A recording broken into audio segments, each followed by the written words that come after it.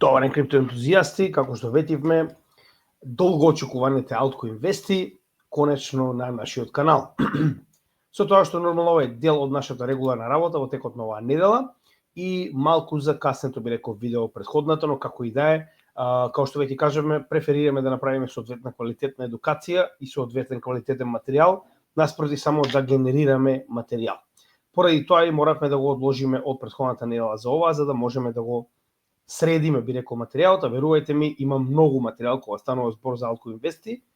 Значи, нема да ви се верува колку само позитивни вести има, и тоа посебно од институциите. Значи, ова е неверојатно колку брзо се одвива адаптацијата на оваа технологија, пак, значи, зони кои што и понатаму се скептични и кои што не веруваат каде се тоа се движи, пак ќе напоменам, погледнете го денешното видео, видите ги сите информации кои што ги имаме посебно од аспект на институциите, и сами донесете заклучок. Ние продолжуваме со акумулација. Сега во однос на останатите содржини, како што можеме да видиме овдека, значи имаме три содржини за кои што гласавте во текот на оваа недела. Тоа се лајвстримот во четврток, саботниот лајвстрим, како и нормално специјалното неделно видео. Со тоа што моментално победниците, како што може видите и сами, според вашите гласови, се следните. Да, во среда ќе има XYO Network, техничка анализа, фундаментална и техничка анализа, тоа е истражување на коин, односно токен. Тоа е следниот поред за обработка на нашиот канал. Додека кога станува збор за останатите содржини за кои што гласавте, значи четврток ќе имаме макроекономија и крипто според вашите гласови, со тоа што на почетокот ќе направиме соодветна анализа на тоа што се случува на пазарите. Денеска навистина не е момент, а имаме премногу материјал, а овдека ќе биде подобро тоа да го направиме во лајвстрим. Ако има некои побитни случување меѓу време, дефинитивно ќе направиме соодветно видео. Денеска ќе спомнеме само околу делот со ликвидации, кој што го имавме во однос на леверидж, и ќе покажеме од каде се тоа потекнува. Значи имаме една многу интересна нова информација која што и нас не ни дојде на памет, морам да признам. Значи во четврток очекувате малку подетално објаснување за последниот пат кој што го имавме во текот на вчерашниот ден, иако во основа станува збор за леверидж ликвидации, поточно лонг леверидж ликвидации. Во сабота, лов на врв на биткоин циклусот, да, знам дека ви е смешно, но повторно него минуваме фактот дека токму тоа е најбитната работа моментално, да утврдиме дали сме го постигнале врвот и дали сме ефективно во bear маркет, или пак ова е еден сосема нов циклус.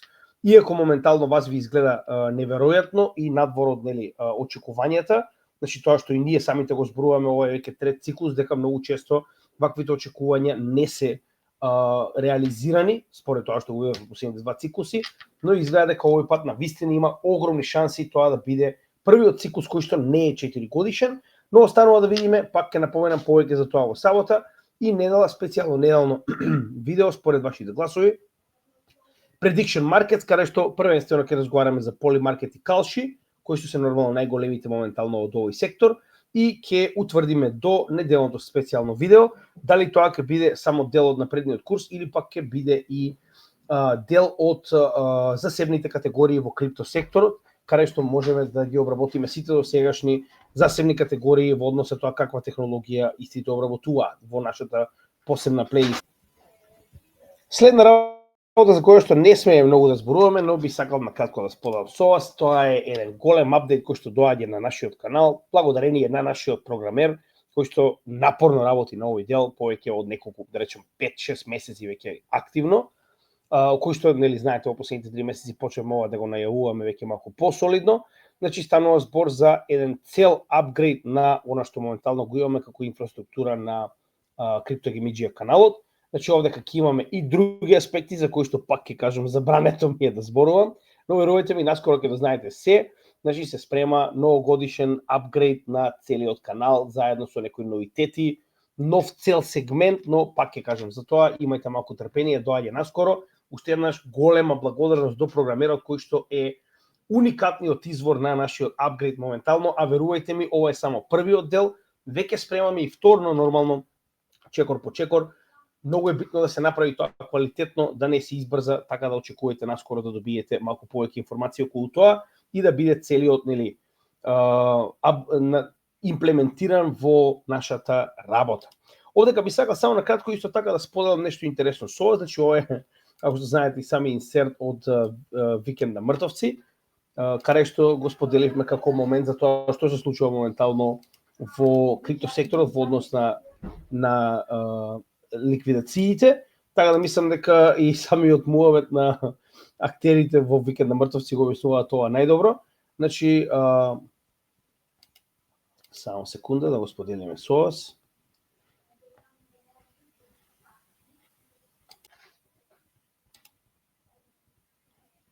Сите ќе умрете. Сите ќе умрете. Некој после, некој сега. Никој не живе вечно. Знам, сега ми кажа директорот. Повеле. Ете така, Binance ни кажа, сите ќе бидете ликвидирани, некој после, некој сега. Односно, како што може да видите од текот на вчерашниот ден, имавме екстремно големи ликвидации, чисто кога веќе тоа го споредуваме, да го погледнеме директно на индикаторите. Значи, она што моментално го видовме вчера беше еден од најголемите ликвидации во последниот период, што нормално делуваше на вредноста на целиот пазар. Тоа е реалната состојба, значи нема логика да разговараме поинаку кога е конкретно гледаме дека тука е најголемиот проблем моментално. Најголемиот проблем и понатаму остануваат ликвидациите. Односно, оно што може да го видиме, иако вчера беа ликвидирани толку многу, замислете 1, сега ќе видиме точно која беше количината, значи беа ликвидирани точно 833 милиони долари long leverage позиции. Веќе денес погледнете ситуацијата, значи краткорочно на еден ден ние имаме поголема количина на long позиции, како на Binance, така и на поголемите менувачници, за разлика од short позиции кои што ги имаме во конкретно овој сегмент.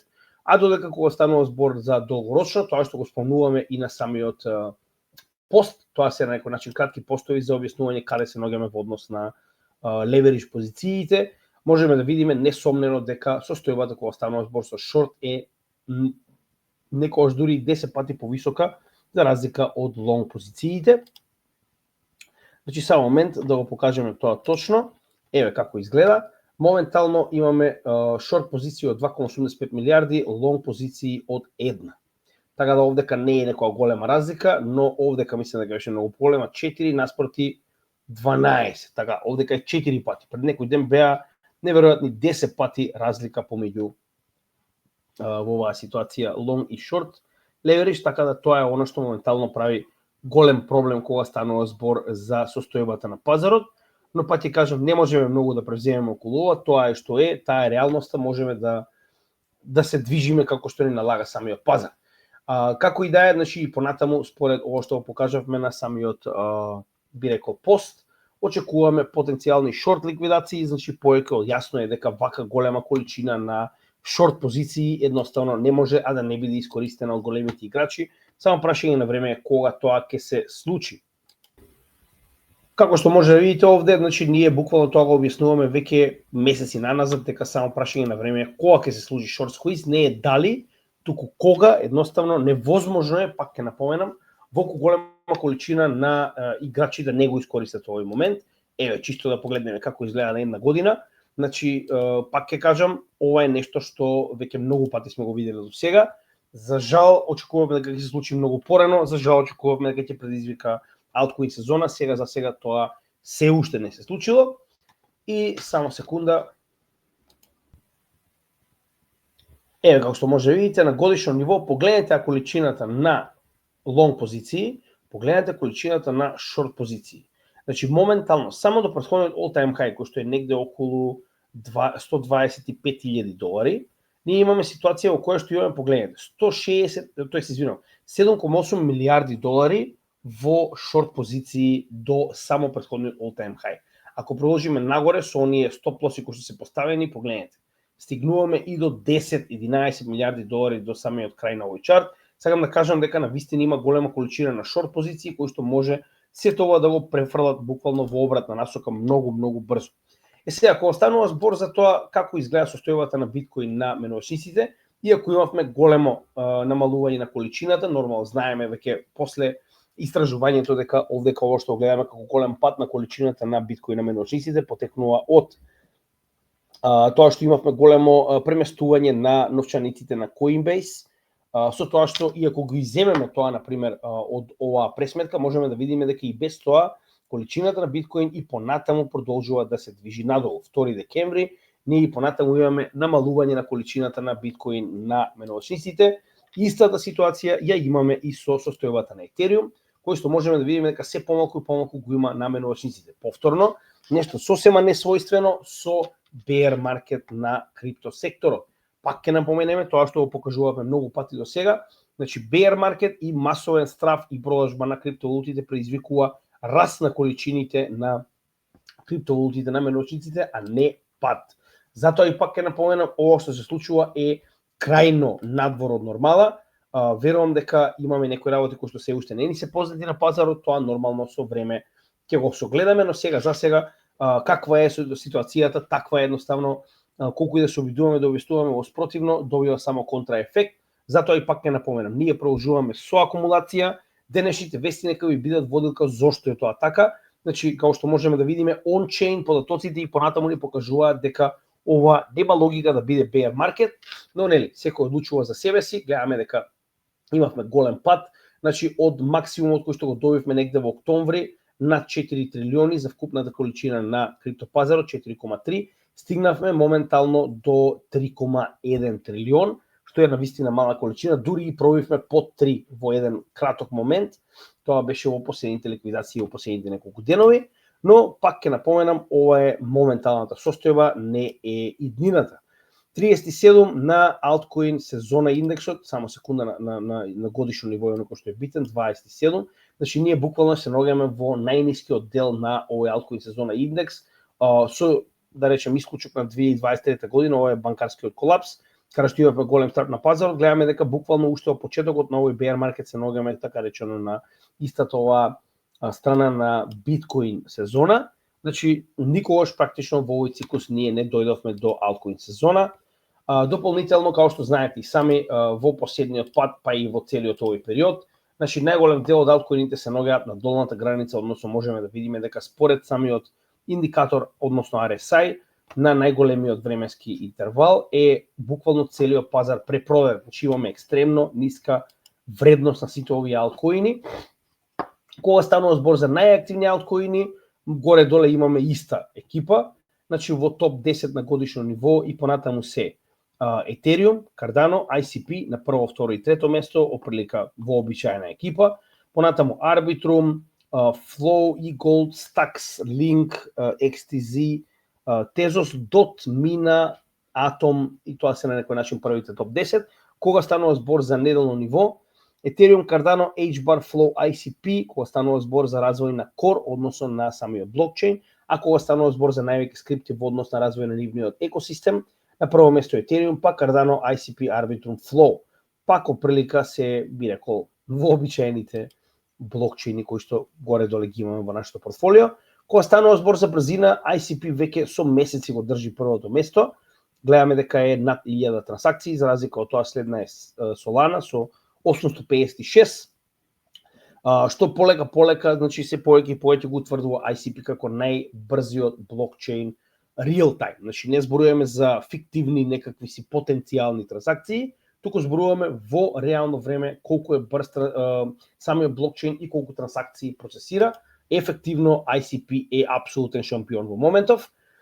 Кога станува збор за стейкинг, ова е уште еден од оние нови, би рекол, индикатори кои што го додадовме. Денеска имаме уште два нови индикатори, плюс денеска ќе направиме кратко резиме на моменталната состојба на нашето портфолио, зборувам за едукативното портфолио и објаснување што сакавме да направиме со истото и до каде сме со овој дел. Верувам дека ќе ви се допадне во вториот дел во Altcoin инвестите, не во институционалниот дел, каде што може да видиме дека Ethereum со 95,8 милиарди на прво место, Binance 21 милиарда, Polkadot 1,7 милиарда, Near Protocol, Cosmos, Celestia, XDC, DYDX, Mantra и Hydration, ова е на Polkadot еден од оние аукции. Не верувам дека е само ова, верувам дека има и доста други блокчейни кои што имаат голема количина на стейк, но според самата страна не ги дава овие како најголеми со Total Value Locked како блокчейни, што пак ќе кажам, голем дел од нив се во нашето портфолио или беа, би рекол, како Atom.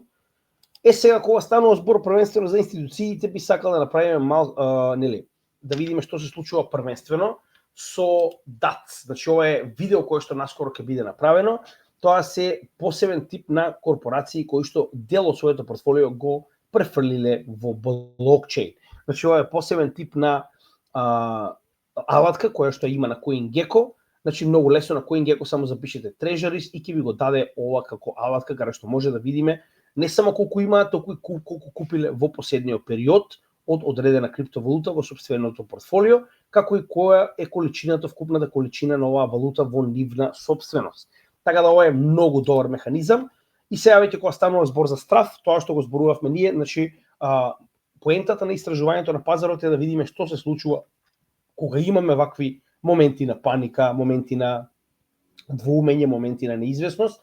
Можеме да видиме дека во целиот овој период не, MicroStrategy не продала, како што може видите и сами, дури и купила. Тоа е на 12.1.2025 година, тоест извинувам, тоа е вчера, 1.12, малку обратно го пишуваат американците, 130 биткоини во вкупна количина од 12 милиони долари, со тоа што тоа можеме да го потврдиме и на CoinGecko. Од сега ќе користиме оваа алатка, значи само ако кликнеме овде ќе ни даде кои биле најголемите количини кои се купени во последните 30 дена, како што можеме да видиме Strategy и понатаму постојано продолжува со купување и овде може да видиме во ова паѓачко мени дека има дополнителни 130 биткоини купени во текот на вчерашниот ден. И што можеме да забележиме? Сите тие коини кои што моментално излегоа од институциите во однос на Bitcoin Spot ETFs, моментално ги гледаме како влегуваат преку овие приватни компании. Со тоа што многу јасно можеме да видиме дека во последните 30 дена голем дел од овие огромни корпорации, без разлика дали се тоа корпорации кои што имаат сосема друг бизнис, па дел од ова трежери го пренесуваат во биткоин или пак станува збор за майнинг компании или исклучиво биткоин трежери компании, можеме да видиме дека голем дел од нив ги купуваат овие коини кои што моментално се продаваат од страна на спот ETF-ите, како на пример 4 ноември 3000 биткоини купени од Hut 8, ова е майнинг компанија. 10 ноември 1567 од Stripe купени. 10 ноември од Gemini 1300 биткоини. Galaxy Digital тоа се 1287 10 ноември. Погледнете. Значи во последниот период можеме да видиме дека цело сето тоа што било продадено од страна на големите играчи, кога станува збор за во оваа ситуација самите ETF-и, е акумулирано од страна на овие големи компании. Значи моментално имаме два главни субјекти кога станува збор за институциите, меѓу кои првите се самите ETF-и, Exchange Traded фондови, а вторите се компании и по некоја влада, како што можеме да видиме овдека, кои што директно акумулираат биткоин под свое старателство, не под туѓо така речено старателство, како што во оваа ситуација е дали е тоа iBit на BlackRock, Fidelity и така натаму. Сега од друга страна можеме да видиме дека полека се стабилизира и состојбата на прилив во однос на големите ETF-и, каде што гледаме дека овие масивни одливи завршија негде до крајот на ноември и сега, иако имаме повремени одливи, значи имаме и приливи во самите ETF-и, многу слично на претходните, да речем, корекции, каде што со време почнува да се движи во обратна насока од одлив кон прилив во однос на ETF-ите. Така да ова е состојба на приливи и одливи кои што веќе сме виделе. Значи овде може да видите дека имало неколку такви моменти каде што сме имале одливи, за потоа да се префрлат нормално во прилив. Тоа е во однос на биткоин. Од друга страна, многу интересен момент каде што на многу платформи до сега го видовме ова, значи при гостување во Сао Пауло во Бразил. Кристијано Кастро, тоа е еден од високите представници на BlackRock, запрашан во однос на тоа како изгледаат моментално приливите и одливите, каде што видовме дека само во ноември имаме 2,3 милиарди долари биткоин, кој што излегол така речено од iBit ETF-ите. Можеме да видиме дека истиот кажува дека тоа е сосема нормално. И нормално од каде доаѓа ова, тоа што ние го зборувавме овдека потврдено од директен представник на BlackRock. Погледнете ова масовна акумулација каде што негде во октомври iBit стигна до неверојатни 100 милиарди долари вредност. Како што кажува овдека и самиот представник, нормално е да има одлив повторно кога станува збор за голема количина на профит, која што е направено од институциите, кои што се обидуваат истите да ги заштитат, односно да заштитат својата добивка, својот профит, сосема очекувано. Што значи дека видовме дека овдека немало одлив и крај на така речено овој циклус, кога станува збор за институциите, туку буквално ова што излегло како профит од големите играчи во ETF секторот влегло кај големите играчи во приватниот сектор кои што директно купуваат биткоин. Со тоа што гледаме појавување на влади, тоа што го зборувавме претходно, погледнете. Значи и Ел Салвадор и Тексас, овдека наскоро ќе се појави и Чешка, да видам дали веќе ја има, која што има купено 1 милион биткоин, ево го и Бутан, Обединетите арапски емирати, значи гледаме дека навистина почнуваат и влади директно да акумулираат биткоин, а потоа ќе видиме во однос на другите. Чекор по чекор, прво разговараме за биткоин ETF-ите. Сега, друга работа која што мораме да спомнеме, која што некако ни избегала реално, јас разговаравме за ова, го објасниме во детали, но искрено мене не ми дојде на памет дека конкретно може да биде наменето и за биткоин, односно според Шанака Анслем Перера, кој да е, очигледно пола латиноамериканец, пола араб, доста интересна комбинација. Значи ова е многу интересен статус кој што нели конкретно разговара за самиот carry trade на јапонците, она што веќе го објаснивме, знаете дека во последното видео за макроекономија и крипто детално го објаснивме, ако не сте го погледнале, погледнете го, каде што знаете и сами дека голема количина на јен е поземен од јапонската централна банка по екстремно ниски каматни стапки со цел истиот да биде претворен во долар и потоа да биде користен најчесто во американската економија за купување на акции, обврзници и така натаму. Една работа која што мене не ми дојде на памет е дека голема е веројатност дека некој тоа би го направил и за купување на биткоин, односно овдека од кој да е стручњаков очигледно подвлечено, дека една од причините поради овој голем, би рекол, нели, одлив на биткоин од ETF-ите е токму ова. Значи искрено мене не ми дојде на памет затоа што не верувам дека некој ќе направи толку голем ризик да земе нешто како стейблкоини од централна банка за да купи биткоин во американската економија директно од овие ETF-и. Дали конкретно е поврзано или не, реално не можеме да знаеме, затоа што институциите, дури ако го позајмиле овој јен од Централната банка на Јапонија, нема начин како ние тоа би го знаеле и дека истите го искористиле со цел да купат биткоин. Но има логика фактот дека само што почнаа со покачување на каматните стапки на Централната банка на Јапонија во однос на нели која каматна стапка по која што се позајмуваат јените, нормално дека во оваа ситуација тоа е поврзано со фактот дека имаме обратен момент каде што сега сето она што било земено како позајмица од Централната банка на Јапонија ќе мора што побрзо да се врати, затоа што ако се подигнат каматните стапки на јенот, очекуваме дека вредноста на јенот ќе почне да расте во однос на доларот, а со тоа нормално дека голем дел од овие инвеститори кои што позајмиле ќе сакаат што побрзо да ги вратат овие пари, за да не изгубат во разликата помеѓу јенот и доларот во однос на нели во однос на соодносот по кој што моментално се тргуваат овие две валути.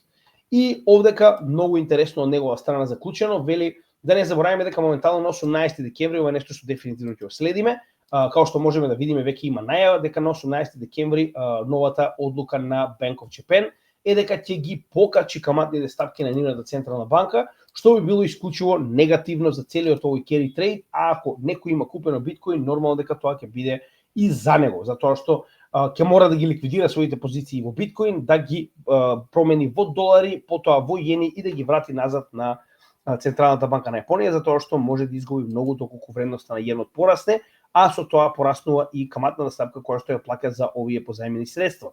Вели, доколку имаме покачување на каматната стапка на банката на Јапонија, се очекува дека ќе имаме дополнителен пад на биткоин баш поради овие ликвидации и враќање на средствата назад кој јапонската Централна банка, или пак обратно, доколку имаме пауза поради X причини, можеме да добиеме обратна ситуација во која што дополнително ќе се зголеми вајде carry trade-от или пак ваквото непродавање ќе го отстрани стравот кој што моментално постои меѓу институциите, дека ќе имаме враќање назад на овие средства и ќе дојде до понатамошно купување на биткоин, првенствено во самите ETF-и очекувам.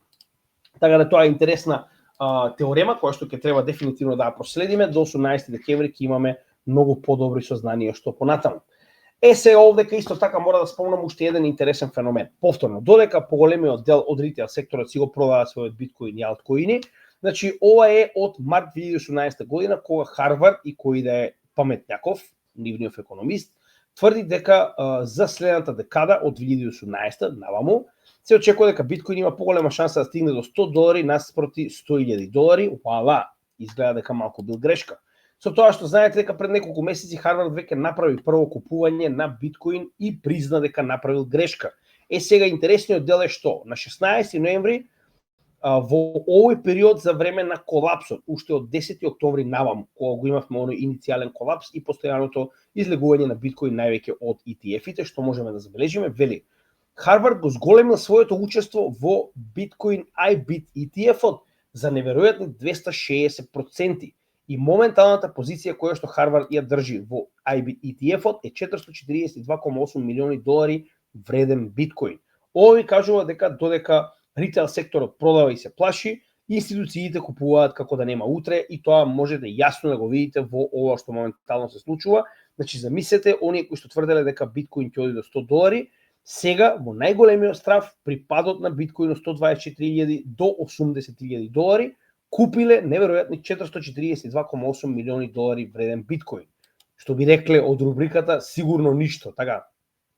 Уште една интересна појава која што моментално имаме е фактот дека Nasdaq се обидува да ги подигне инструментите за тргување на биткоин кога станува збор за фьючерс и опшенс на многу повисоко ниво. Односно, Nasdaq поднесе апликација до SEC, тоа е комисијата за хартија од вредност при Мурика. iBit, така речено, нели, опциите и фьючерс, односно самото тргување на iBit биткоинот на Nasdaq, да биде внесен во така наречените, тоа се корпоративни за институции, би рекол, инструменти. Односно, моменталната лимит на опциите е околу 250.000 договори до милион. Така, каде што овдека бараат тоа да се зголеми на неверојатни 4 пати до 1 милион, се разбираме. Зошто е ова толку битно? Затоа што на оние кои што сакаат да инвестираат, посебно кога станува збор за опшенс и фьючерс, ќе им се даде многу поголема, би рекол, маса, односно многу поголеми размери за опциите и фьючерси кои што би можеле да ги прават конкретно за биткоин, посебно преку BlackRock iShares биткоин фондот. Значи ова е исклучиво битно, зашто? Затоа што ваквото одобрување потенцијално од SEC ќе го стави биткоин и овие акции на iShares, зборуваме на BlackRock, во истата транша како Apple, Nvidia, Amazon и така натаму, што значи дека буквално е во најголемата, најелитната транша кога станува збор за ваков тип на тргување, што како што велат моменталните економисти, вели ова е траншата во која што веќе никогаш нема да имате проблем со ликвидност поради првенствено, како што може да видиме, големината на овие инструменти, второ, интересот за овие конкретно акции кои што се ставени во оваа категорија. Така да ова е екстремно позитивно. Повторно се тоа се случува во време кога биткоин паѓа од 124 до 80.000. Погледнете што се случува на пазарот. Втора битна работа. 2 декември, ова е денес, најнова вест. Vanguard, се сеќавате, ние никогаш нема да инвестираме во биткоин. Погледнете ги вестиве кои што доаѓаат. Значи, после BlackRock кој што има 13,5 трилиони долари, Vanguard со малку помалку од 10 трилиони е втората најголема корпорација Assets Under Management во светот, каде што верувале или не, официјално од денес, вуала, iBit iShares Bitcoin Trust ETF на Vanguard, каде што моментално се дозволува неговите клиенти, зборуваме за Vanguard, како втора најголема корпорација со Assets Under Management, да купуваат биткоин. Значи, нешто незамисливо кога се случи прв пат да бидат одобрени на први, како 11 јануари 2024 година, они апсолутно кажаа дека такво нешто нема никогаш да се случи. Во меѓувреме што се случи? Го избрка CEO-то на Vanguard, кој што беше повеќе од 20 години, поставија нов CEO, се сеќавате кој беше новиот CEO? Тоа беше лицето кое што го водеше процесот за одобрување на биткоин спот ETF на BlackRock, верувале или не, што ви рекле сигурно ништо, некаква коинциденција. За една година подоцна, конечно, претпоставувам дека човеков ги убедил да дозволат тргување и купување на биткоин на нивните клиенти. Значи, замислете кога после BlackRock сега и Vanguard, вториот по големина Assets Under Management, почнува да продава биткоин. Зошто е ова толку битно? Како BlackRock, така и Vanguard има армија на брокери, армија на луѓе кои што имаат екстремно големи клиенти кои што буквално тоа има работа, да им кажат што да купат. Така. Во меѓувреме, ова е официјално 25 ноември, Тексас како засебна држава во склоп на нивната унија купува 5 милиони долари вреден биткоин во BlackRock iShares. Исто така сигурно ништо.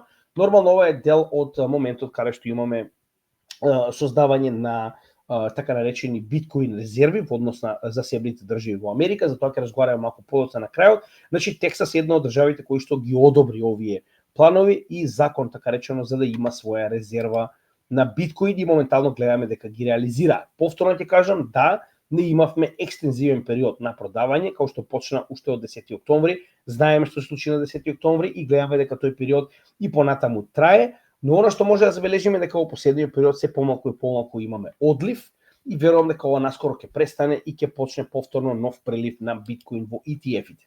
Повторно во исто време, како што веќе спомнавме, за разлика од ETF-ите, гледаме дека компаниите се многу утврдени кога станува збор за овој момент и многу по-фокусирани на акумулација на биткоин, што значи дека институциите ниту во еден момент не се откажаа од биткоин, нема да го продадат целиот, како што видовте и од самите BlackRock кажаа дека акумулацијата и понатаму дефинитивно ќе продолжи, со тоа што буквално ако едните продаваат, гледаме дека другите купуваат. Ниту во еден момент не видовме дека институциите се откажуваат од биткоин, а погледнете ги вестите кои што ги имавме како Vanguard, како Nasdaq, конкретно за биткоин. Значи ова е неверојатна адаптација, не можеме ни да сонуваме вакво нешто да се случи претходниот bull market.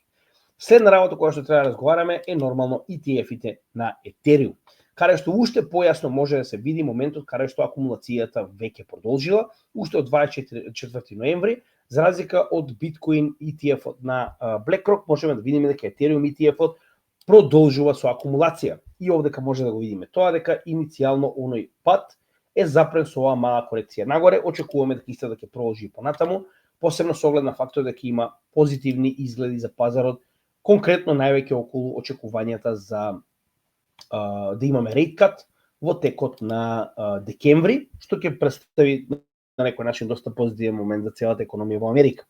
Том Ли, Bitmain, ова е човек кој што за разлика од останатите се клади на Ethereum, за разлика од другите кои што фиксно се кладат на биткоин, нели пошто Ethereum е алткоин, тоа нема врска, нели како рекоа се е тоа скемови. Значи истиов Том Ли во последниот период, конкретно ова е само да видам точно кога, значи буквално пред само една недела купил 96,7 илјади Ethereum. Тоа е вкупна вредност од сега ќе видиме точно, не е запишано овдека, но како и да е. Еве како моментално изгледа. Значи дури ова е само конкретно вест. Еве како изгледа кога станува збор за Ethereum, Bitmain е на апсолутно прво место. Еве и купувањата. Значи можеме да видиме дека во целиот овој период, од конкретно падот на 10 октомври, Ethereum е екстремно акумулиран од овој магнат Bitmain, каде што можеме да видиме дека во последниот период, погледнете и купувања, десетици илјади Ethereum купени апсолутно секоја недела до 10 дена. Со тоа што моментално количината која што поседува Bitmain во Ethereum е 3%. Екстремно голема количина. Не се само они, гледаме дека и други, како Gemini купувале, како Quantum Solutions купувале, иако не е толку многу, повторно гледаме купување во целиот овој период, додека голем дел луѓето продаваат. Кога станува збор за продавање, еве, Galaxy продале, Galaxy Digital Holding 61.000 и FG Focus, значи ова е 20 ноември и ова е 10 ноември. Да, исто така не е лошо да го провериме тоа и околу биткоин, да видиме дали имаме продавање кога станува збор за нели самите институции, тоест во оваа ситуација компании, колку е продавање. Погледнете. Значи имаме вкупно околу 1000 биткоини продадени, а имаме, погледнете го, илјадници биткоини купени во последните 30 дена. Што значи дека акумулацијата на биткоини од компаниите е екстремно голема. Така. И една многу битна работа, ако се сеќавате, и IRS, тоа е нивниот орган за даноци, како и SEC заедно одобрија Ethereum да има стейкинг на своите ETF-и. Со тоа што погледнете, BlackRock веќе прави нов Ethereum ETF кој што ќе има стейкинг опција, значи не го менуваат до сегашниот постоечки, туку ќе воведат нов Ethereum ETF кој што ќе има стейкинг. Дополнително овдека се спомења и на Grayscale моментално, дека исто така и Grayscale спремаат Ethereum стейкинг.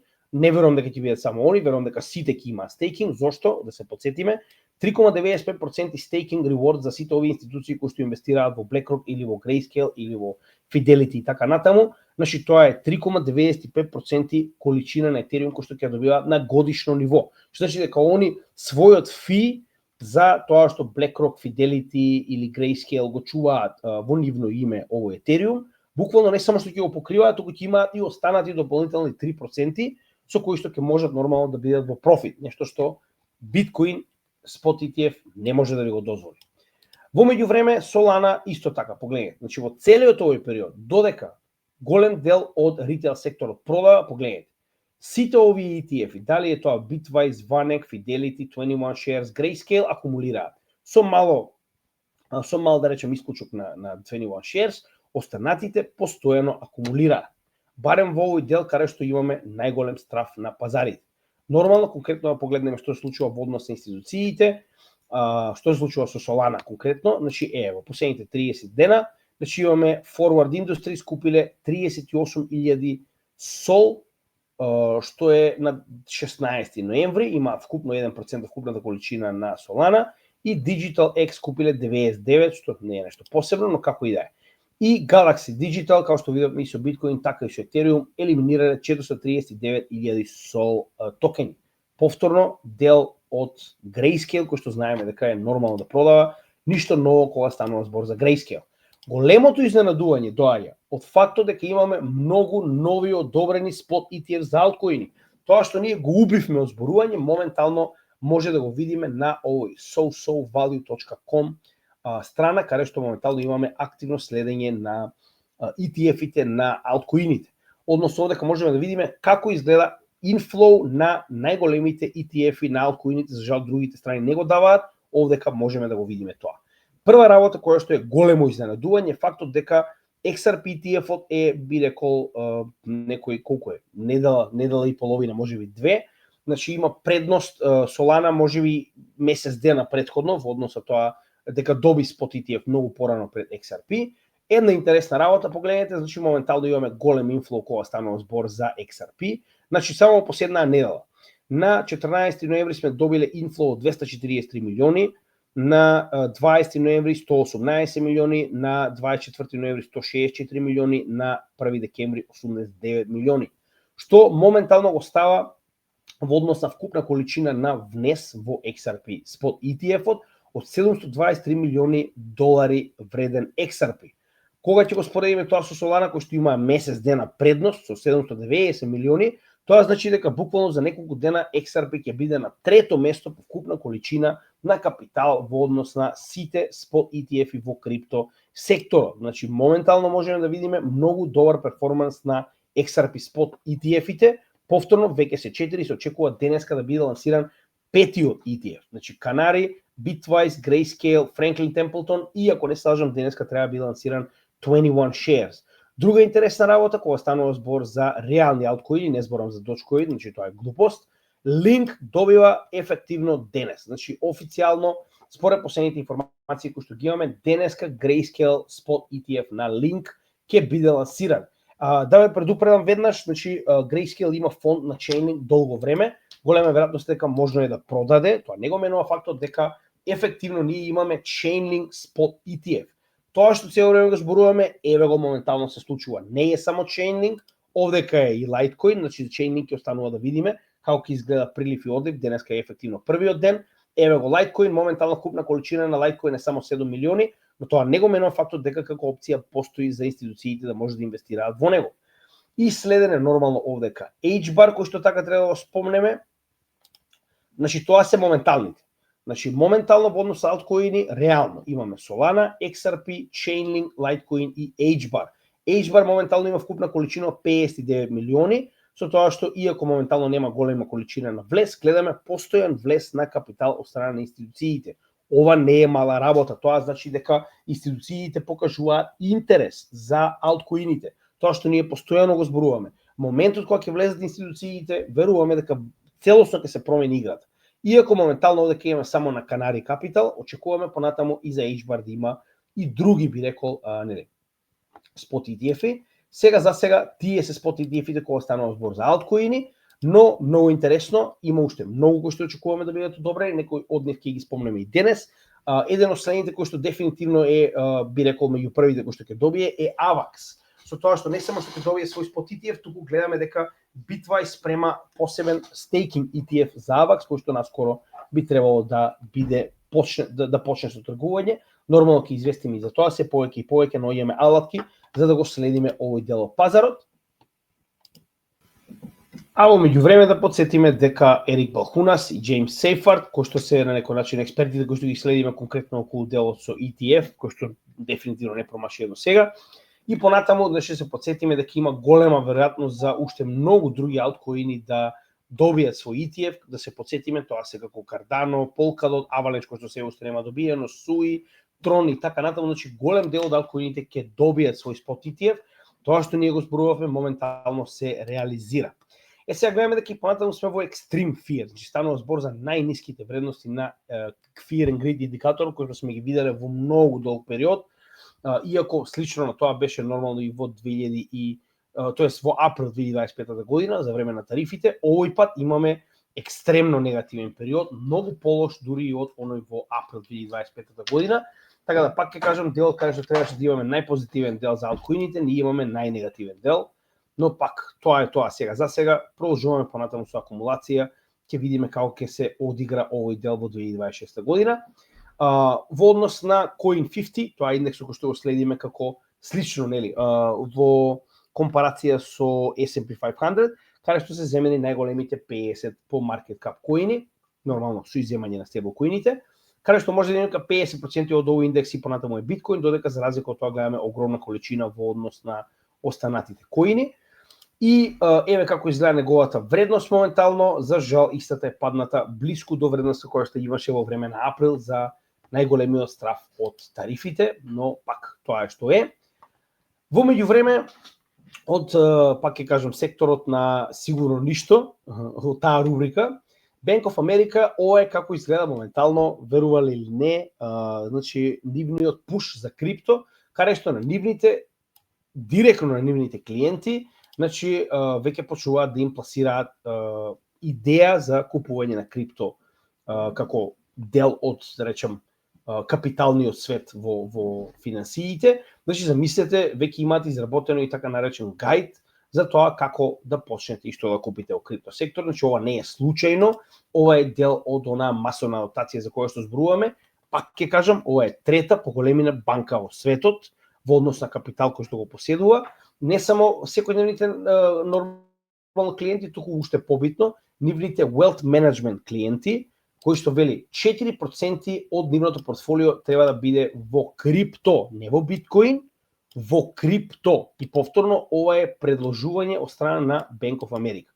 Да се подсетиме, кога го лансира биткоин спот ETF, Ethereum спот ETF, разговорот беше дека пола до 1% максимум треба да биде во овој дел пласирано. За сега само една година подоцна, најголемите субјекти во финансискиот свет зборуваат како 4% од портфолиото на wealth management, би рекол, нели, ова се посебен тип на клиенти кои што работат со туѓи средства, односно средства кои што се на некој начин инвестирани во нив, значи да имаат 4% изложеност на крипто. И пак ќе подсетам, не на биткоин, на крипто, тоа што ние постојано го зборуваме. Кога станува збор за како изгледа мапата во однос на одобрување на биткоин резерва, како што ќе кажеме, Тексас не само што има, туку и почна да купува, исто така и Аризона ја одобри, еве колку има моментално купено, значи во однос на количина на биткоин, и нормално овдека е Нью Хемпшир. За разлика од тоа има неколку што не е одобрено, односно кои што се отфрлени, тоа не го мене фактот дека понатаму може повторно да се обидат, останува да видиме. Овдека е каде што се води процедура, а овдека е каде што процедурата е веќе при крај. Така да останува да видиме што ќе се случи со Јута наскоро, но некои нови вести реално во последниот период нема. Но има вести во однос на одлуката дека ќе треба да се зголеми, односно ќе треба да почне да се внесува средства во, се сеќавате, Мурика направи посебен тип на фонд. Тоа е фондот за криптостратешка резерва, каде што повторно не е само биткоин, туку овдека и Ethereum, и Cardano, и XRP, и Solana. Со тоа што вели, моментално, многу интересна идеја. Ова е еден од конгресмените кои што навистина е про крипто, Уорен Дейвидсон, го видовме во грилањето на Гери Гангстер, и тоа доста активен, кој што вели, моментално поднесува закон со кој што во Тексас се предлага плаќање на такса, односно на данок во биткоин, каде што ќе има одредени олеснувања во однос на данокот на капитал, значи зборуваме данокот на добивка, за притоа сите овие средства кои што ќе бидат дадени во биткоин на владата во Тексас да станат директно дел од резервата, односно стратешката резерва на Америка. Што значи дека ова е начинот на кој што, ако се сеќавате, кога спомнаа дека ќе имаме дополнителен влез на капитал во американската резерва за крипто, ова е првиот начин на кој што тоа ќе биде реализирано преку ваков тип на даноци, каде што луѓето кои што плаќаат данок директно ги внесуваат овие средства во овој резервен фонд на Америка. Така да ова е конкретно многу паметно, многу добро, а од друга страна за нас многу позитивно, колку повеќе уплаќаат, како што знаеме и сами со декрет на председателот, односно со уредба по наше, се забрани било какво продавање во следните 10 години од страна на биткоин резервата. И едно од оние видеа на кој што сум посебно горд, знаете која е тетка, ваа ми е едно од омилените за рибање.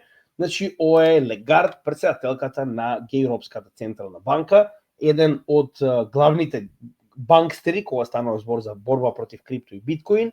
Ако се сеќавате, пред само еден месец кажа вака. On this matter that you referred to, and whether reserves of central bank should or could include bitcoins, I think there is a view around the table of the governing council, and most likely the general council as well, that reserves have to be liquid, that reserves have to be secure, that they have to be safe, that they should not be plagued by the suspicion of money laundering or other criminal activities. And as a result, I'm confident that reserves will not enter, that bitcoins will not enter the reserves of any of the central banks of the General Council. I had a good conversation.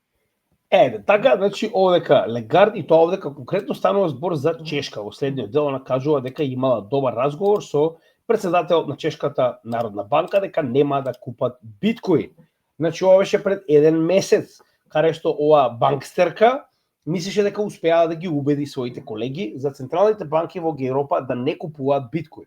Прва работа која што треба да разбереме моментално е фактот дека значи моментално имаме дисуниформираност, односно како што знаете и сами, униформираноста моментално на биткоин, униформираноста моментално на централните банки е дека сите треба да имаат иста политика. Односно во оваа ситуација тоа беше презентирано од страна на Легард, каде што вели, нели, ние одлучивме дека така мора да биде за сите централни банки. Ова што моментално се случува, верувале или не, е нешто сосема надвор од нормалата. Односно, ова беше кажано пред еден месец, вуала, еден месец подоцна, 13 ноември, Чешка република купува $1 милион вреден биткоин директно од Централната банка. Тоа ви кажува дека Чешката република и незината Централна банка излегува надвор од оваа униформираност, каде што сите треба да бидат послушни и сите треба да донесуваат одлуки заедно. Ефективно имаме ситуација во која што ова е само прва, верувам, од многуте европски банки кои што ќе трнат по овој пат. Втора, како што можеме да видиме, иако се уште не е тоа директно Централната банка на Луксембург, ова е нивниот Wealth Fund, значи така речено фонд за богатство или трежери, како сакате, кој што алоцира 1% од сопствената вредност во биткоин ETF. Значи и понатаму гледаме дека буквално државите на Европа наспроти морон од човек Легард се движат кон криптосекторот, нема дали сакаат, значи нема дали како, туку кога. Се разбираме, очигледно се повеќе и повеќе гледаме дека пребегнуваат кон инвестирање во нормално крипто, за почеток секоја што е биткоин, понатаму ќе видиме и нели. Као што видовме од Бутан и многу други држави, потенцијално и други валути како Етериум и така натаму. И за крај овдека пред да почнеме со алткоин делот, нели, за самите алткоини, ова е институционалниот дел, Sony моментално како ова е нормално банка на самата корпорација Sony, има многу, да речеме, различни делови, која што моментално во соработка со Bastion, која е оваа компанија од Нью Йорк, спремаат лансирање на стейблкоин. Според оно што успеав да го прочитам овдека, повторно, ова не е случајно, од друга страна погледнете каде се тоа ќе се одвива, Polygon. Значи моментално сите тестови биле иницирани на Polygon уште од 2024 година и останува да видиме дали ќе продолжи така, но ако евентуално тоа се случи, повторно замислете, значи самиот Sony или нивната банка моментално ќе лансира стейблкоин матично како што можам да видам на самиот Polygon блокчейн. Она сигурно ништо, така. И овдека Акселар има многу добро сумирано еден сегмент за тоа како изгледа моментално институционалната адоптација, додека нормално сите се плашиме за тоа дека крипто ќе оди до нула, стандарден муавет помеѓу анусите. Вели на Tier 1, кога станува збор за банките, JP Morgan, Bank of America, Citi и Goldman Sachs, ова се би рекол негде околу топ 5 банки во светот, кои што моментално вели ги поставуваат основата на токенизирање на апсолутно се. Нивната инфраструктура, стейблкоините, депозити, реал-таим ликвидност, сето ова ќе биде токенизирано. Тоа што ние постојано го зборуваме. Пак да ја прашам, каде ќе биде токенизирано? На биткоин? Во ред. Значи, на крајот од денот тоа е она лаичност кај многу од луѓето кои што моментално очигледно не се свесни каде се тоа се движи, нели алткоините се измама, а ќе токенизира, пак ќе ги прашам на што ако алткоините се измама. Во исто време, Fidelity, BlackRock, Franklin Templeton вика ја користат токенизацијата на своите money market фондови и на се што има, пак ќе речем на крајот од денот, сите овие големи assets under management корпорации како Fidelity, BlackRock, Franklin Templeton, а ќе видиме и многу други како Invesco, Vanguard, претпоставувам наскоро, го користат ова за токенизација. Повторно, каде ќе токенизираат? На биткоин? Мислам чисто ја прашам за логика зборувам, значи треба логично да размислуваат. Mastercard и Visa моментално ги интегрираат стейблкоините директно за cross-border settlement. Што значи дека веќе почнуваат стейблкоините да се користат и оваа нова технологија во секојдневните купување, продавање дури на интернационално ниво. Stripe, PayPal, Broadridge, the institutional crypto firms are accepted issuers, custody and global distribution of digital dollars. Односно, не е само за овие payment провайдери како Mastercard и Visa, гледаме дека и овие, така речено, финтех, односно ова се директно малку повисок степен, односно плаќање кога станува збор за технолошки тип, како Stripe, како PayPal, истото го прават нормално со стейблкоини. Знаеме дека PayPal веќе има свој PYUSD, што значи дека целиот овој сектор моментално, односно традиционалните финансии се движи кон DeFi. Не е дали они сакаат или не. Тоа моментално се случува без разлика дали им се допаѓа. Ако се сеќавате, значи JP Morgan буквално требаше за уши да биде тегнет и да биде влечен кон DeFi, но кога види дека поголемиот дел од неговите би рекол од другата страна конкуренција го прават истото, нормално дека немаше избор освен да го направи тој дел. Значи, гледаме дека институционално масовна адоптација не е прашање на дали, туку кога и уште повеќе фактот дека моментално се случува, мислам дека јасно кажува каде се тоа се движи. Значи, пак ќе кажам, не е дали вас ви се допаѓа или не, туку тоа е реалноста моментално во овој сектор. Само пак, за жал, моментално цените не го рефлектираат тоа, а овде ќе влеземе во вториот дел за алткоините, односно AltcoInvest конкретно за самите проекти, каде што прво ќе разговараме за нашето портфолио и каква е неговата состојба. Овдека за прв пат информираме, односно даваме конкретни информации за тоа како изгледаше патот на нашето портфолио низ овој bull market. Сакавме да го чуваме како тајност до крајот на овој bull market за да можеме да го споделиме соодветно, но како што можеме да видиме, би било подобро во однос со транспарентност да видите како изгледала нашата работа, да видите како изгледа нашето портфолио, за потоа нормално ова да биде детално обработено во една презентација за битола и нашиот митап ова пролет.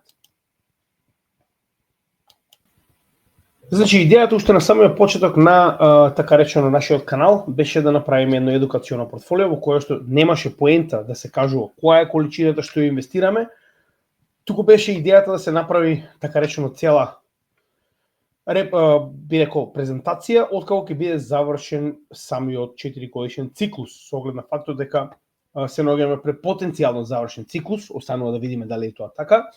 Значи, еве како изгледаше нашиот пат на портфолиото од самиот почеток во јуни 2022 година, кога прв почнавме да алоцираме до сега. Односно, зошто е тоа така? Значи, сакаме да знаете како изгледаше, значи, што сме направиле, што сме инвестирале, каде стигнало, каде се наоѓа сега. И нормално знаете и сами кои се причините поради кои што се уште не сме излезли од пазарот. Значи, станува збор за $6,000, тоа е дел од профитот кој што го направивме во bull marketот 2020-2021 година, кој што беше инвестиран во 4 така речено коини уште на самиот почеток: Ethereum, XRP, Cardano и Polkadot, како нели хедж на самиот почеток за да ги имаме овие пари во најголемите коини.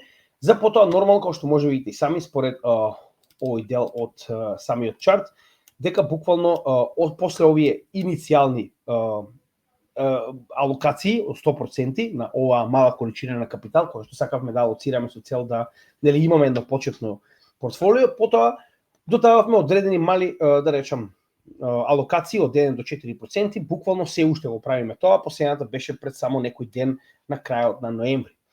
Со тоа што еве како изгледаше патот на нашето портфолио од неговата најдобра до неговата најлоша состојба, со тоа што во декември 2024 година ние достигнавме еве како изгледаше најдобриот дел, Значи, достигнавме вредност од околу $59,000, плюс минус, значи овде како го заокружуваме со цел да знаете како конкретно изгледа.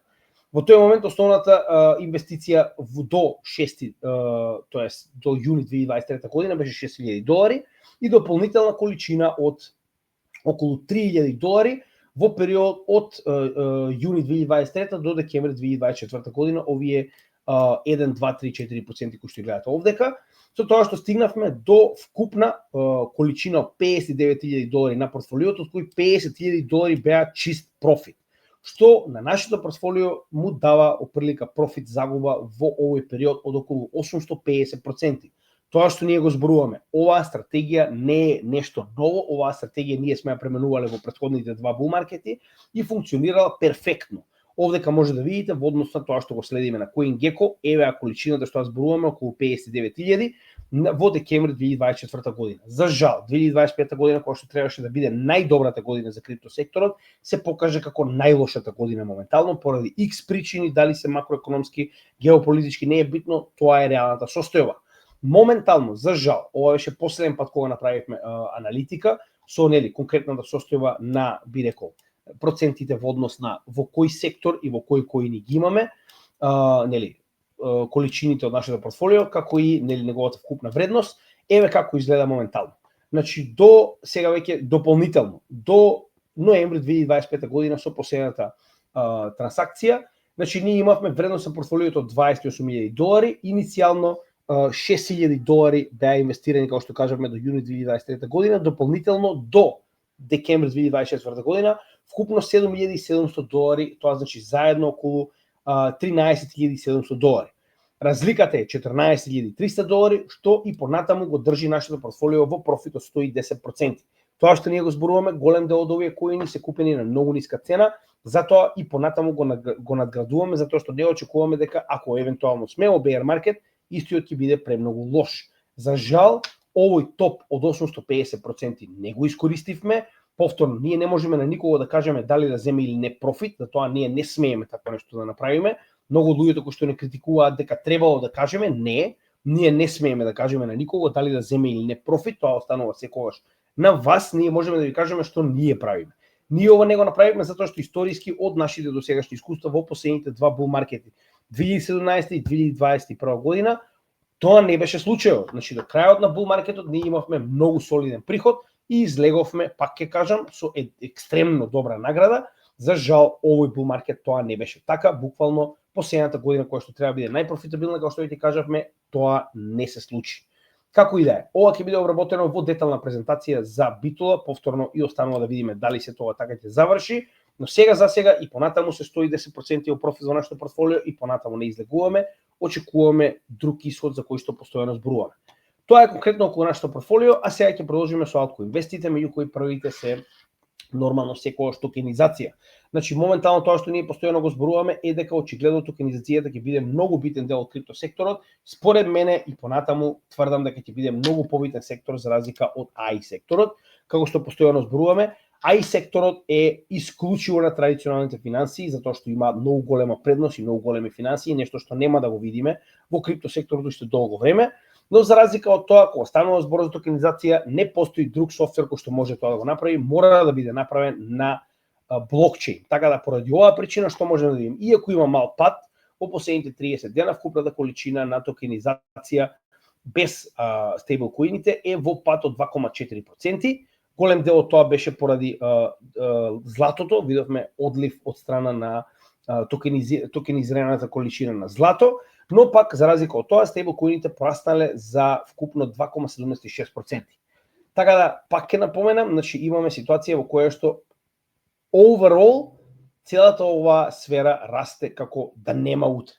Значи во апсолутно секој сегмент, да не ги вртиме еден по еден, и стейблкоини, и US Treasuries и се останато, значи постојано имаме нов all-time high, односно само што започнала токенизација во светот. Сега овдека конкретно 2-3 засебни цели ќе поразговараме, затоа што има многу вести околу токенизација кои што се екстремно битни. Сега ова е, како да ги кажеме, многу интересен дел. SEC, замислете, моментално ги поканува Coinbase, BlackRock, Galaxy Digital и Robinhood на 4 декември на така наречен виртуален состанок да разговараат за како ќе изгледа новата, би рекол, легална сфера, односно да се направат правилата, да се направат второстепените правила, да се направат законите, за тоа како ќе изгледа токенизацијата, за да може ова да биде одобрено масовно во целата финансиска сфера во Америка. Повторно, ова не е мала работа, значи Coinbase и Galaxy и Robinhood се иако Robinhood можеби не целосно, но Coinbase и Galaxy се исклучиво крипто компании. Robinhood голем дел од неговиот бизнис е во крипто, BlackRock знаеме што е, но пак ќе напоменам, значи на вистина се движиме кон масовна адоптација и токенизација на се. Значи пак ќе напоменам на се. Ова е еден дел кој што многу луѓето очигледно се уште не го разбираат, но ќе им стане јасно наскоро. Затоа и ние сме многу инвестирани во Ондо, знаете и сами. Погледнете го. Значи на 18 ноември Ондо добива не само во Америка, каде што ги има апсолутно сите можни лиценци, како за токенизирање, така за тргување, така за се што може да постои во овој дел. Дополнително истиот добива лиценца за неговите токенизирани акции и ETF-и да ги продава во сите земји во Европа. Ефективно ваквата лиценца ја добива во Лихтенштајн, а моментално погледнете 500 милиони инвеститори на 30 различни земји, нормално тоа е економската заедница на Европа, каде што ќе може да ги погледнете, да ги понуди своите и акции и ETF-и кои што се токенизирани. Значи, секоја чест дечки е апсолутно згазија, затоа пак ќе напоменам, Ондо е голем дел од нашето портфолио, тоа е со причина, не е случајно, е моментално како изгледа. Ондо моментално е, ако не се лажам, за жал дека не е представен, но може да го видиме во само секунда, еве. Значи 8,3% заедно со XDC, негде околу 8% од нашето портфолио е во Ондо поради оваа причина. Значи дечки е апсолутно згазија, друг компетитор скоро не постои во оваа сфера. Значи и во обврзници и во акции дечките се апсолутно на врвот.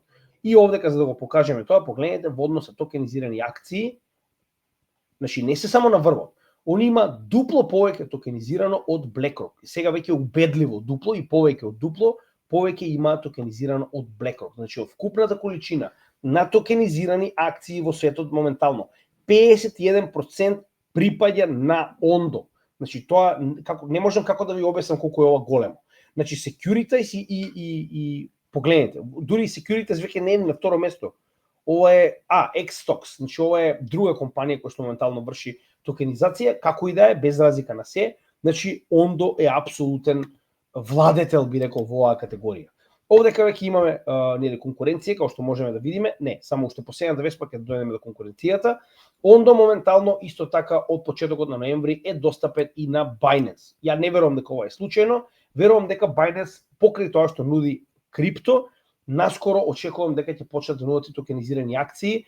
Јас ви кажав, моментот кога ќе добиеме токенизирани акции кои што може да ги чуваме на нашиот wallet, односно новчаник, дефинитивно ќе почнеме да купуваме и токенизирани акции и тоа веќе имаме пикирано неколку, за тоа подоцна, но тогаш јас дефинитивно нема да купувам акции ако треба Binance да држи старата со врзистите, моментот кога нашите новчаници ќе бидат соодветно, нели, прилагодени да можат да примаат и акции во токенизирана форма, дефинитивно ќе почнеме во нашето портфолио да внесуваме и акции. Како и да е, 100 токенизирани акции од Америка и на фондови, и на ETF, и на компании, моментално ќе се најдат, претпоставувам, на Binance наскоро. Ова не е случајно. И не е само Binance, значи погледнете, ова Robinhood моментално 500 најразлични акции од Америка, тоест пак ова се токенизирани акции, фондови и така натаму, на Arbitrum. Значи Arbitrum моментално исто така се занимава со токенизирање на акции. Сега овдека можеме да видиме според нетворк колку е големината на Arbitrum и според тоа ќе знаеме еве како изгледа. Не е многу, 2,4 милиони. Ние матично Algorand, иако го имаме како Layer 2, Gnosis дефинитивно го купивме заради акциите и нормално најголем дел на Ethereum, затоа што се уште ова маса на токенизација се уште не е префрлена на Ondo Chain, иако има собствен блокчейн, но Arbitrum со своите 2,4 милиони очигледно препоставувам дека понатаму ќе биде потенцијален конкурент. Значи еве како изгледа, Robinhood веќе го има тоа имплементирано во Америка, сега истото се имплементира и во Европа, тоа што го зборувавме веќе. Значи ефективно и Robinhood преку Arbitrum мрежата има добиено дозвола за тргување на акции во токенизирана форма во Европа. Значи ова очигледно се шири многу брзо. И уште погледнете го, значи ја пак ќе речам, вакви вести ние не можеме значи некој да седне да ги измислува вестиве, нема да бидат толку позитивни. Насдак, замислете го ова. Приоритетот на Насдак моментално е што? Да има тргување на токенизирани акции. Че ова не е случајно.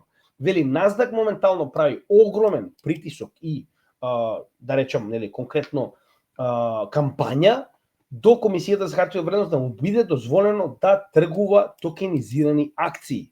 Сега, значи, замислете кога ова ќе се случи на најголемата електронска берза во светот. Дополнително, Насдак, ако се сеќавате, веќе го спомнавме тоа, чека конечно да биде одобрен овој закон кој што наскоро се надеваме дека ќе биде имплементиран. Тоа е законот за крипто структура на пазарите. Значи, ние не го обработивме денеска затоа што за тоа ќе има посебно видео, чекаме да биде одобрен законот, за да знаеме која е неговата финална форма за да направиме соодветно видео. Значи, кога конечно ќе биде направен овој закон, дефинитивно ќе направиме посебно видео за него, но Насдак чека истиот да биде одобрен и ако се сеќавате, CEO на Насдак веќе јасно и јавно објави дека кога тоа ќе биде реализирано, Насдак планира да биде имплементиран во блокчейн технологијата, да има 24/6 тргување, 6 дена во неделата да има 24 часа во денот тргување, нешто незамисливо за традиционалните финансии, а конечно ќе го видиме преку Насдак. И кога станува збор за токенизирање, сега малку да се посмееме, ако се сеќавате Дедо Лери, ние еден од главните воделки кога станува збор за ваков за овој аспект на пазарите, слушате што има да каже Дедо Лери кога станува збор за токенизирање. We believe it's so important to be anticipating the next move. I would also say on the beginnings of a ETF Bitcoin, we believe ETFs are a technology no different than Bitcoin was a technology for asset storage. We believe the next step going forward will be the tokenization of financial assets.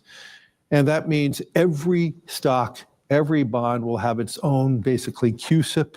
It'll be on one general ledger. Every investor, you and I, will have our own number, our own identification. We could rid ourselves of all issues around illicit activities around bonds and stocks and digital by having a tokenization. But the most importantly thing, we can customize strategies through tokenization that fits every individual. We would have instantaneous settlement. Think about all the costs of settling bonds and stocks. But if you had a tokenization, everything would be immediate because it's just a line item. And so we believe this is a technological transformation for financial assets. I believe if you want to talk about voting and voting choice and all the things, if we know every moment who is the owner of that stock and it's now time to vote, every individual who has ownership is identified and they can vote their own shares. Is this the end of mutual? Значи, не само купување, не само продавање, не само акции, значи апсолутно се. Дедо Лери недвосмислено ви кажа уште многу одамна, иако е ова една година старо видео, он го потврдува тоа постојано на најразлични шоуа, само сакам уште да ви го кажам истото, значи дека моментално се спрема токенизација на апсолутно се. Значи сите ETF и се што поседува, апсолутно се ќе биде токенизирано. И нема дали сакате, се разбираме ли? Значи нема тука дали сакате или не. Кога најголемиот играч како BlackRock го прави ова на пазарот, вие немате друг избор освен да го следите ова. И се враќаме во основа на тоа што јас постојано го зборувам. Ја разбирам дека голем дел од вас се против алткоините, не ви замерувам, во ред. Секој има право да инвестира во тоа што сака. Пак ќе ве прашам, кога Лери зборува за токенизација, на што ќе токенизираме? На биткоин или ќе токенизираме? На која друга технологија ќе токенизираме? На Windows? На софтвер направен од Google и Nvidia? Не. Единствениот начин на кој што може да токенизирате тоа што ние постојано го зборуваме е на блокчейн технологија. Што значи дека тоа што јас постојано го зборувам, колку сакате вие негирајте го. Мене воопште не ме интересира. За разлика од овие негирање, само вака ќе ви кажам, на крајот од денот Market Overview, кога би споредиле како изгледа моментално во однос на мрежата на која што се тоа е токенизирано, значи, еве, чисто онака да видите како изгледа. Моментално имаме 12 милиарди долари токенизиран капитал на Ethereum. Добро, зашто ми го дава вака, се обидам да разберам. Само секунда, дајте ми момент да го поставам како што треба. Не знам зашто ми го дава вака. Добро, овдека може да го погледнем. Само ова е на Treasuries. Overview. И се дека сум на...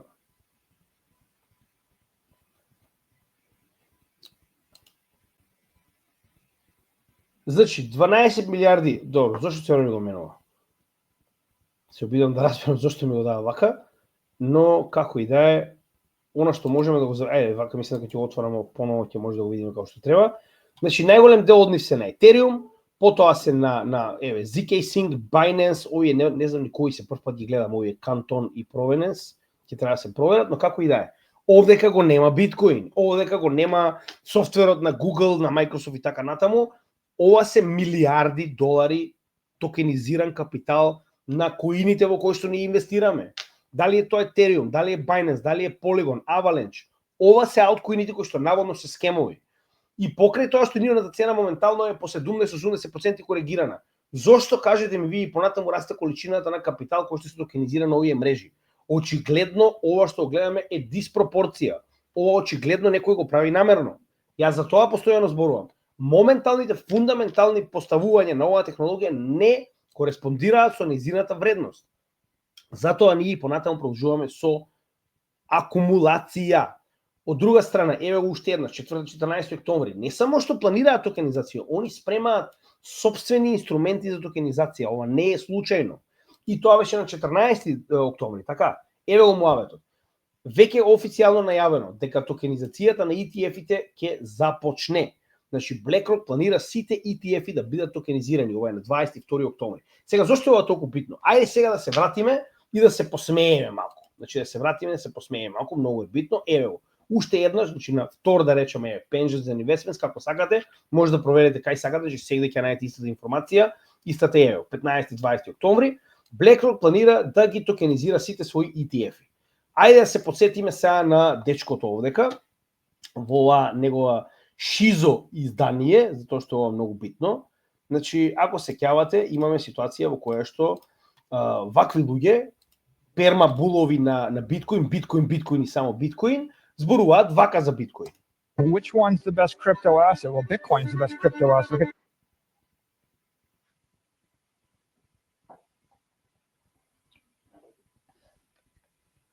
What's the second best?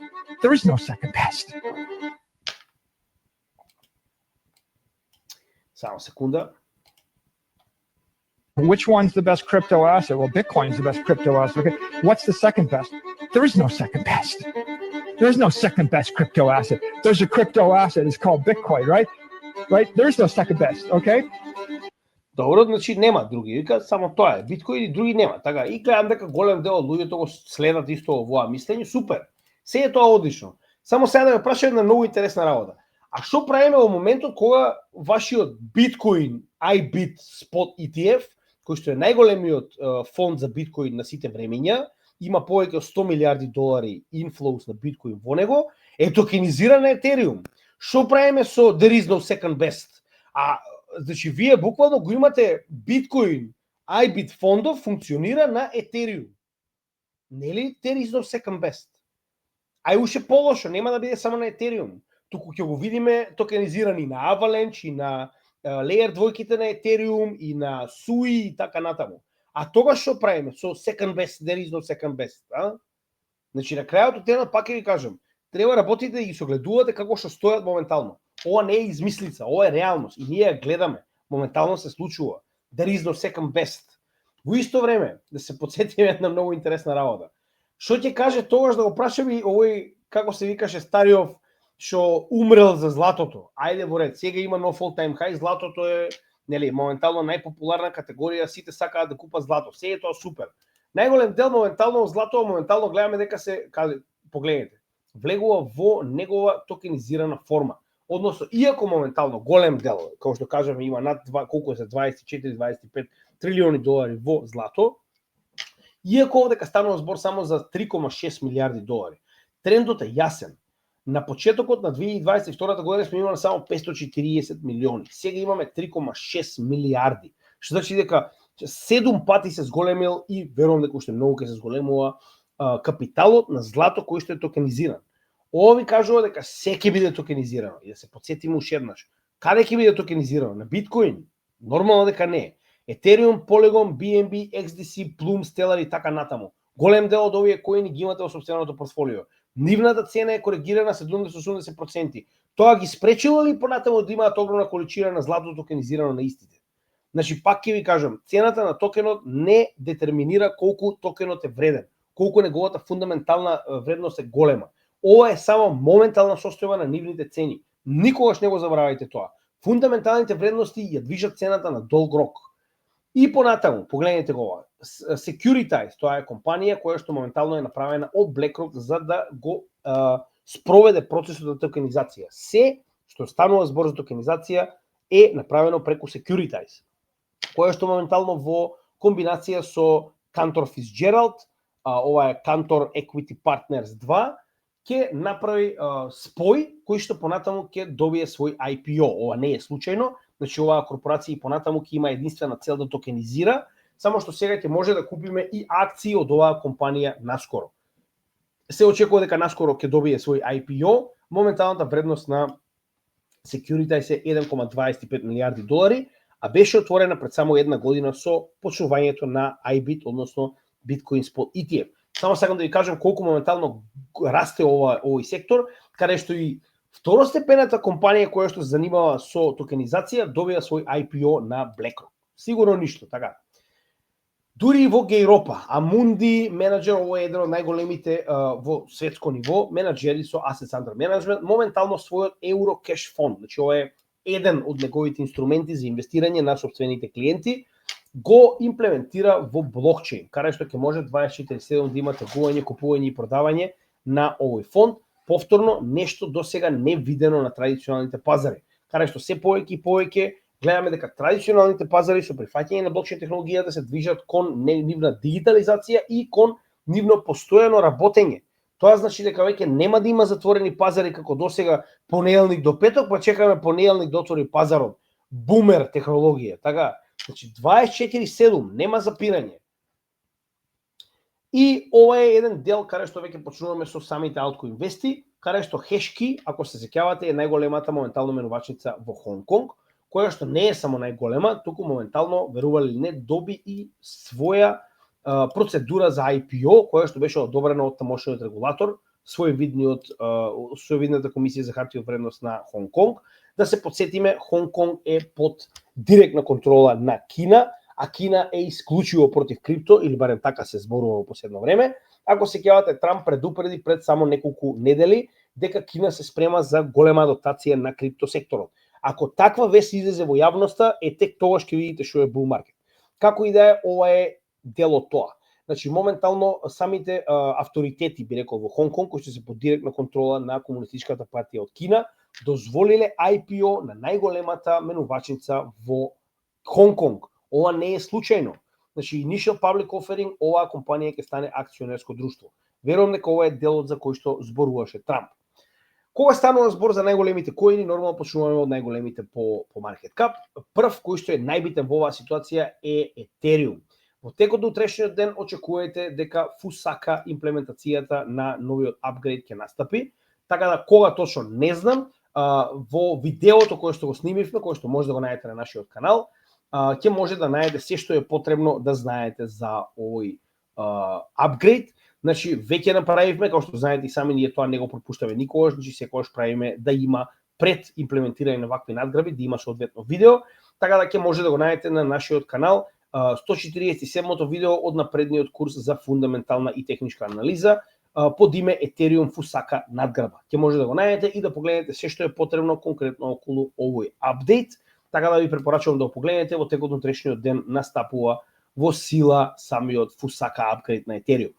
Во меѓувреме, Ripple добива уште по-висока, би рекол, лиценца од страна на Сингапур, кој што досега имаше дадено лиценца на XRP, на Ripple, за money transfer, значи да има money transfer лиценца, со тоа што сега оваа лиценца е на уште повисоко ниво, каде што и може да имплементира значи структури за плаќање кои што се матично на Ripple на XRP. Дополнително ќе можат и тамошните компании во Сингапур да користат и RLUSD, односно неговиот стейблкоин добива целосно полноправно значи да биде користен како платежно средство во оваа ситуација. Значи пак ќе кажам сигурно ништо. Во меѓувреме, значи јас ако се сеќавате веќе го спомнав, наскоро доаѓа и апдейт на XRP, значи конкретно за Ripple зборуваме во оваа ситуација и XRP како негов коин.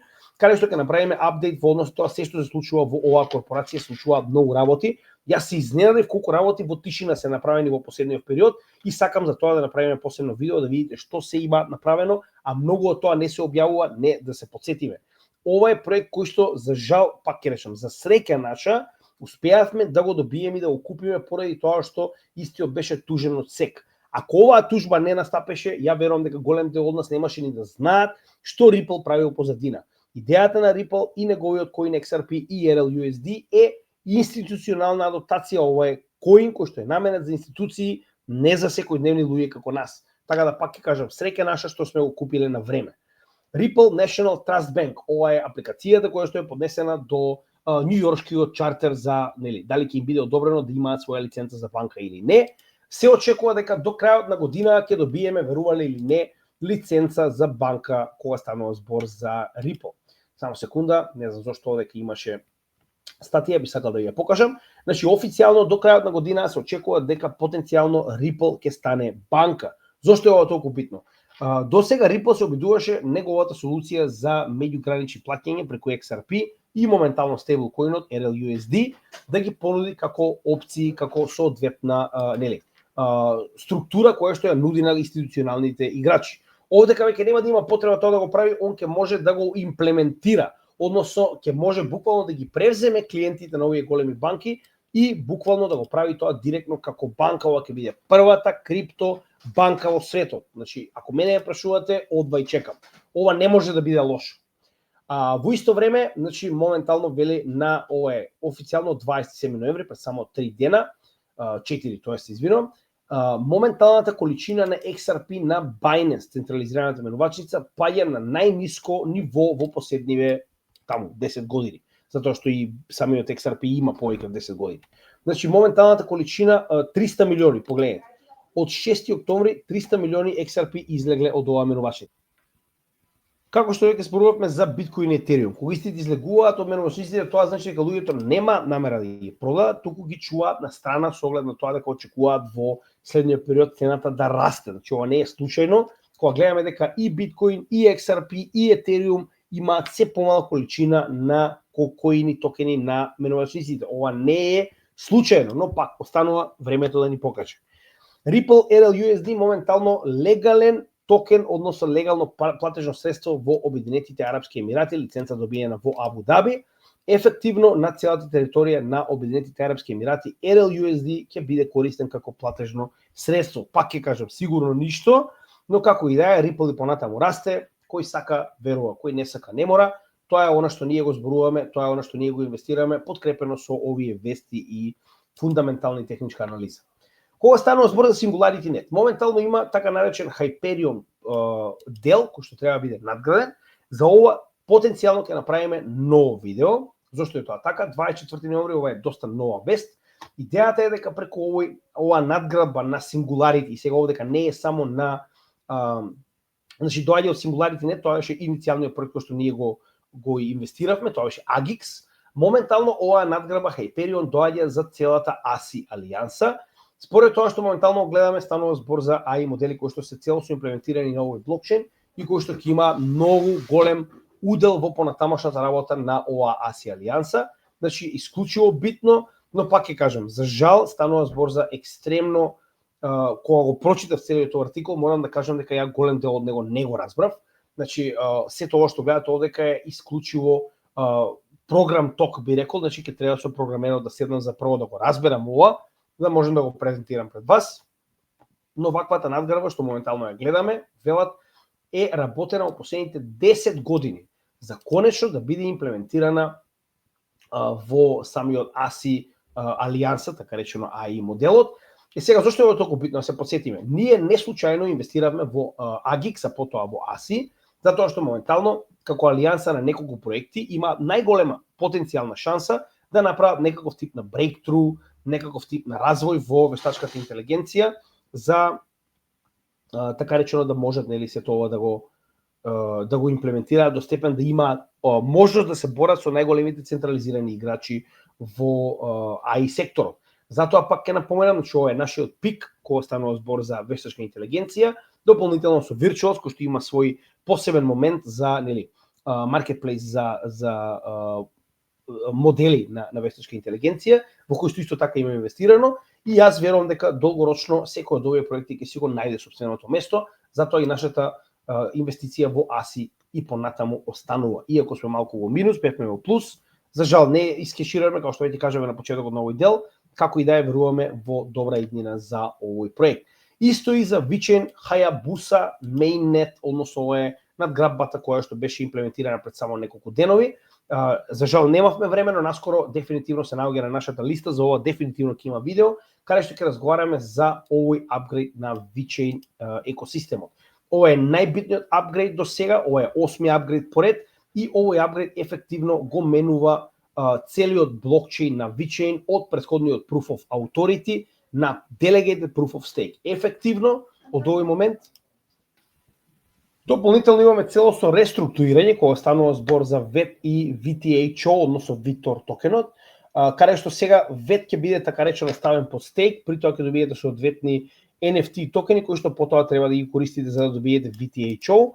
Значи нема да надогуваме премногу, сакам да кажам дека имаме голема промена, дополнително сега нормално со овој Delegated Proof of Stake имате начин на кој што може да гласате преку сето ова, но пак ќе кажем ова е многу голема работа. Ние имаме целосна промена на голем дел од овие коини кон Proof of Stake технологијата. Тоа што го зборуваме моментално, Proof of Stake технологијата се покажува како супериорна во однос на останатите, без разлика каков тип на Proof of Work или Delegated Proof of Authority и така натаму. Гледаме дека се повеќе и повеќе коини почнуваат да се вртат кон Proof of Stake технологијата, почнувајќи нормално од најголемиот, тоа беше Ethereum и неговата промена со мрџот од Proof of Work во Proof of Stake. Значи, како што кажав, за VeChain има посебно видео каде што ќе објасниме целиот овој дел, како и дополнително објаснување за VBetter DAO, нивниот Decentralized Autonomous Organization за одлучување. Coinbase го излиста SUI на територијата на Нью Йорк за сите резиденти на Нью Йорк, што станува збор за голема количина, значи овде ќе има милиони жители. До сега не беше дозволен, сега нормално на самата апликација Coinbase ќе може сите резиденти на Нью Йорк да го видат и да го купат потенцијално. Wirex прави, тоест во оваа ситуација партнерство со Algorand, каде што Wirex како онлайн банка моментално ќе го имплементира Algorand како блокчейн за сите payment solutions кои што ги има, посебно кога станува збор за USDC. Знаеме дека USDC е моментално единствениот и би рекол најпривилегиран во оваа ситуација, коин кој што ги има сите лиценци, кој што ги има поддршката на апсолутно сите, кои што трежерито на Circle е моментално под контрола на BlackRock, голема количина на инвестиции BlackRock и Vanguard имаат во оваа компанија, значи USDC е the chosen one. Така да кога го бираат Algorand како институција за било каков тип на плаќање и градење на целосна payment инфраструктура е многу голема работа. Зошто е толку битно? Да, и погледнете го. Alchemy Pay. Значи еве го и Alchemy Pay, ако се прашувате каде е, значи кои што сега ќе бидат имплементирани за овие плаќања на Wirex. Сега Wirex чисто за да не биде дека зборуваме за некоја си небитна, 2014 година почнува да функционира, моментално има представништва во 130 компании и 6 милиони активни корисници. Така да не е мала количина на активни корисници, да, и тоа е едно од работите кои што сакам да ги спомнам. Wirex, значи ево може да го видите овдека, wirexapp.com, моментално само што успеавме да добиеме картичка од Wirex, дебитна, ви кажа дека ќе работиме на тој дел во последниот период. Тоа и го направивме. Моментално, како што веќе кажеме, претходно имавме CL картичката, која што функционира безпрекорно. Само има мал проблем затоа што морате дополнителна верификација да направите за да може да кеширате повеќе од $10,000. За жал тоа не може да биде направено, верували или не, со лична карта од Малта, ниту од Македонија. Буквално не ги препознаваат, не знам зошто. За разлика од тоа, Wirex, како што видовме сега, за сега нема никакви ограничувања. Значи, картичката е кај нас, функционира безпрекорно, нема никаков проблем. И исто така добивме картичка од Crypto.com. Најосновната, нема потреба од ништо посебно, дебитната картичка за да имаме пристап до нашите средства во било кое време. Повторно, безпрекорно функционира, имате кешбек, што е уште подобро и реално сега за сега со овие три картички сум презадоволен. Понатаму како има опции, нормално ќе земеме повеќе, пак ќе кажам, за да имаме пристап до нашите средства во било кој момент. И овде како конкретно околу се има некои интересни, би рекол, информации, се исто така како што можеме да видиме во однос на Canary Capital, се спрема да биде свој спот ETF, значи која ќе биде излистан на овој DTCC, најчесто многу скоро после тоа добива и свој спот ETF, што е екстремно позитивно. Binance станува валидатор на SEI мрежата, $30 милиони real world asset токенизирани капитални средства моментално се наоѓаат на SEI, што е доста позитивно, меѓу кои гледаме BlackRock, Hamilton Lane, Apollo се некои од институциите кои што токенизираат на овој блокчейн. USDC матично станува достапен на SEI. Robinhood го излистал SEI, ова се во ноември, само ви кажувам кои се интересните вести. Binance US и OKX исто така го излистале SEI. OKX Japan, значи јапонската OKX ја излистува, тоест OKCoin, се извинувам, OKCoin менувачница од Јапонија излистува. И сега овдека уште некои интересни работи, но ова беше најголемите кои што исполнавме на самиот почеток за овој блокчейн. И кога станува збор за unlocks, значи ова е чисто да имате прилика во текот на декември кои се најголемите unlocks на најголемите коини кои што моментално потенцијално ги инвестирате, со тоа што освен Layer 0 кој што има повеќе од 10% од купната количина на токени во unlock, другите не ми изгледаат толку страшни. Aster 3,89 што не е страшно, другите се по 1%, овие не знам ни кои се, но овие најголеми овде што ги гледам моментално има некоја од 1 до 3% алокација на нови токени на пазарот, за разлика од, као што кажав, Layer 0, кој што има 10%. И да, блокчейн Week во Дубај од 3 до 4 декември, тоа е во текот на утрешниот ден и денот после тоа. Ово кажувам, верувам дека има луѓе кои што нели, наша националност не следат и од Дубај, така да би им препорачал доколку се таму да отидат. Јас дефинитивно би отишол ако ова е овде нормално. Сега на кратко овдека би сакал како и секогаш на крајот да ги погледнеме на Arkham Invest. Знаете дека Arkham Intelligence ја користиме постојано. Значи еве како изгледа A16Z, каде што можеме да видиме дека вредноста на портфолиото се намалило, како што можеме да видиме јасно овдека, но тоа не е поради продажба, тоа што постојано го зборуваме, гледаме дека нивната огромна количина на Uniswap токени не е продадена, станува збор за нормална значи намалување на вредноста на портфолиото поради намалување на цените на пазарот поради падот на биткоин. Следна ни е Grayscale, знаете дека ова е најголемата моментално која што инвестира во крипто, каде што можеме да видиме слична ситуација. Истата состојба, моментално имаме намалување на количината на вредноста на Grayscale портфолиото во целиот овој период, но повторно станува збор за благо продавање на токени. Знаеме дека тоа го прават постојано, посебно кога станува збор за Ethereum и Bitcoin фондовите, но нема некои големи одливи како овде, така. Дополнително, ако продолжиме понатаму, следните ни се нормално. Прво, на Orangutanus americanus, Liberty 5, каде што можеме да видиме слична состојба, односно можеме да видиме дека вредноста на портфолиото циркулира и немаме некој голем одлив на токени, значи можеме да видиме дека оприлика количината на токени останува апсолутно иста. Значи овие циркулации на цената, односно вредноста на портфолиото е само поради растот и падот на биткоин кој што моментално предизвикува проблеми на пазарот, и Patera Capital кој што има огромна количина на ондо, сигурно не знаат што прават, како може да не купуваат само биткоин, срам да име. Моментално можеме да видиме дека нема големи промени во однос на токените во самото портфолио, што значи дека очигледно тоа е движењето на пазарите. И за крај, како и секогаш, доколку не сте станете дел од нашата Patreon заедница, поддржете ја нашата работа со вашите чланарини во оваа ситуација, кои што ги уплаќаат членовите на нашата Patreon заедница. Ни помагате ово што моментално го правиме, да го правиме уште по-професионално. Значи, гледате дека спремаме многу интересни апдети, моментално имате многу добри привилегии кога сте дел од нашата Patreon заедница, а нормално нашата работа и понатаму останува бесплатна за целиот македонски народ. Ова е само дополнително да можеме да го направиме тоа уште подобро. Оние кои што се дел од нашата Patreon заедница, може како што може да видиме да бидат дел од нашите на сите овие групи, како што може да видите, целата наша заедница помага во така речено аплодирање на информации, на сето она што го имаат како едукација, значи буквално учиме и работиме заедно. Имате директни пораки до нас кои што ги одговараме еднаш дневно за сите оние кои што дел од нашата заедница. Потоа имате еднаш месечно лайвстрим кој што го објавуваме, тоест кој што го реализираме само за нашата Patreon заедница, како и сите офлайн направени материјали како овој, прво се доставени до нашата Patreon заедница, а потоа се објавени на нашиот канал. Дополнително, ако имате проблем со плаќањата или пак сакате да направите уплата на годишно ниво, значи може тоа го направите во крипто. Ова се моментално сумите за трите категории на поддршка на нашиот канал. Значи ако не ви одговараат овие адреси на алткоини, може тоа да го направите во било кој алткоин кој што ви одговара, само пишете ни на cryptogimidja@gmail.com. и ние ќе ви пратиме адреса за она што ви одговара, значи тоа е 30% помалку од вкупната цена за годишно ниво. Благодарам на сите, се надевам дека уживате како и секогаш, се гледаме во следното видео. Поздрав од Крипто Геничи.